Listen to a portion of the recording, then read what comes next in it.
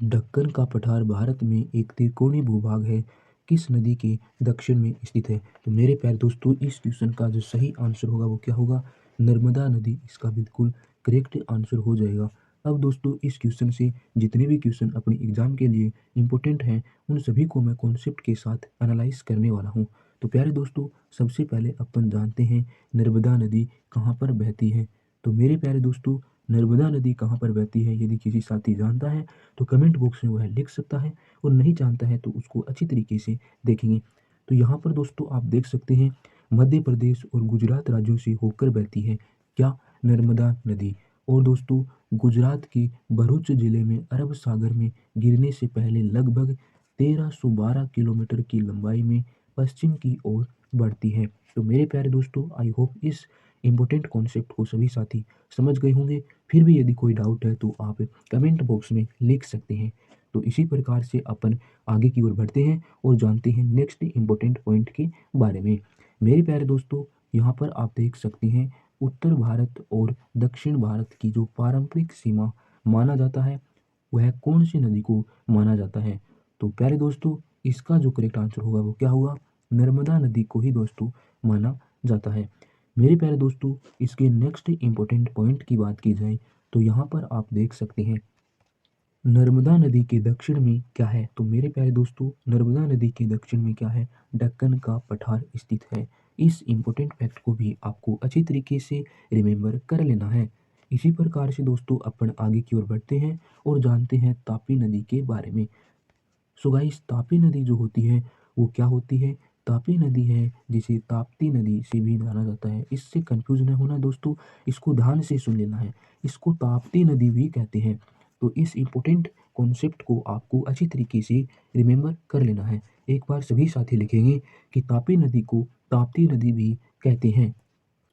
तापी नदी कहाँ पर बहती है? तो मेरे प्यारे दोस्तों, ये भारत में गोदावरी और नर्मदा नदियों के बीच जो बहने वाली नदी है, वो कौन सी नदी है? तापी नदी है। तो इस इम्पोर्टेंट कॉन्सेप्ट को भी आपको अच्छी तरीके से रिमेम्बर कर लेना है। अब दोस्तों अपन बात करते हैं नेक्स्ट इम्पोर्टेंट कॉन्सेप्ट के बारे में।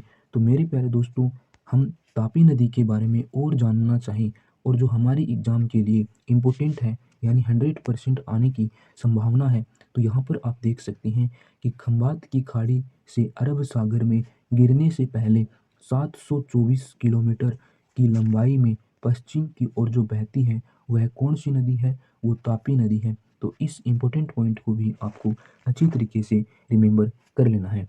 अब दोस्तों अपन बात करते हैं गंगा नदी के बारे में। तो मेरे प्यारे दोस्तों, गंगा नदी जो है उसके बारे में यदि जाने तो भारत की जो सबसे लंबी नदियों में कौन है? तो गंगा नदी इसका बिल्कुल करेक्ट आंसर हो जाएगा। इसी प्रकार से दोस्तों, यदि हम जाने कि गंगा नदी है वो बहती है कहाँ से लेकर कहाँ तक बहती है, तो देश के उत्तरी भाग से होकर जो है गंगा नदी बहती है। इस इम्पोर्टेंट कॉन्सेप्ट को भी आपको अच्छी तरीके से रिमेम्बर कर लेना है। अब दोस्तों अपन बात करते हैं कि गंगा नदी के बारे में और जो इसकी इम्पोर्टेंट कॉन्सेप्ट जाने, तो हम यहाँ पर देख सकते हैं, दक्कन का पठार जो है वो इसी नदी यानी गंगा नदी के दक्षिण में स्थित नहीं है। इसकी बजाय यह भौगोलिक रूप से दक्षिण में बहुत आगे है। तो इस इम्पोर्टेंट फैक्ट को भी आपको अच्छी तरीके से रिमेम्बर कर लेना है। अब दोस्तों अपन बात करते हैं नेक्स्ट क्वेश्चन के बारे में। तो नेक्स्ट क्वेश्चन नहीं है दोस्तों, अपना एक नेक्स्ट कॉन्सेप्ट है। तो जैसा कि दोस्तों यहाँ पर अपन जाने कि कृष्णा नदी के बारे में। तो मेरे प्यारे दोस्तों, कृष्णा नदी जो है वो कहाँ पर बहती है? तो कैसे बहती है, कहाँ से बहती है, कौन से राज्य से बहती है? तो यहाँ पर आप देख सकते हैं, महाराष्ट्र, कर्नाटक, तेलंगाना और आंध्र प्रदेश राज्यों से जो होकर बहती है, वो कौन सी नदी बहती है? वो कृष्णा नदी होकर बहती है। तो इस इम्पोर्टेंट कॉन्सेप्ट को भी आपको अच्छी तरीके से रिमेम्बर कर लेना है। अब दोस्तों अपन बात करते हैं कृष्णा नदी के और इम्पोर्टेंट कॉन्सेप्ट के बारे में जानने के लिए। तो जैसा कि दोस्तों यहाँ पर आप देख सकते हैं, कृष्णा नदी के बारे में यदि जानें तो ढक्कन के पठार से होकर बहती है, लेकिन यह वह नदी है नहीं है जो परंपरागत रूप से पठार की उत्तरी सीमा को चिन्हित करती है। तो मेरे प्यारे दोस्तों, इस प्रकार से कृष्णा नदी के बारे में हमने कंप्लीट जान लिया है।